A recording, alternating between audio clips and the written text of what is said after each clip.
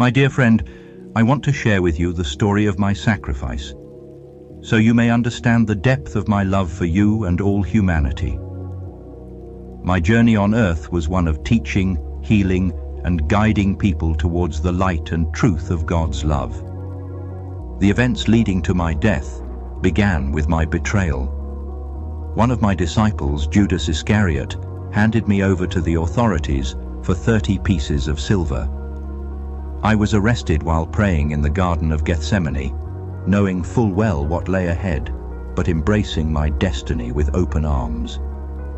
I was taken to the high priests, where I faced false accusations and was condemned for blasphemy because I claimed to be the Son of God. They mocked me, spat on me, and struck me. I was then brought before the Roman governor, Pontius Pilate, who found no guilt in me, but yielded to the cries of the crowd demanding my crucifixion. I was scourged brutally with whips that tore into my flesh. The soldiers placed a crown of thorns on my head, pressing it deep into my scalp, causing me great pain and blood to flow down my face. They mocked me, calling me the King of the Jews. Carrying my cross, I walked the painful path to Golgotha, the place of the skull. Weak from the beatings and loss of blood, I stumbled along the way. Simon of Cyrene was compelled to help me carry the cross the rest of the way. At Golgotha, they nailed my hands and feet to the cross. The pain was excruciating, but I endured it willingly.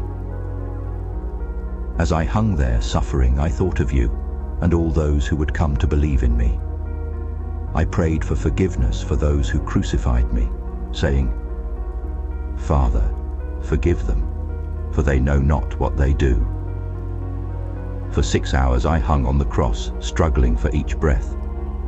In my final moments, I cried out, my God, why have you forsaken me?" expressing the deep anguish of separation from the Father as I bore the sins of the world.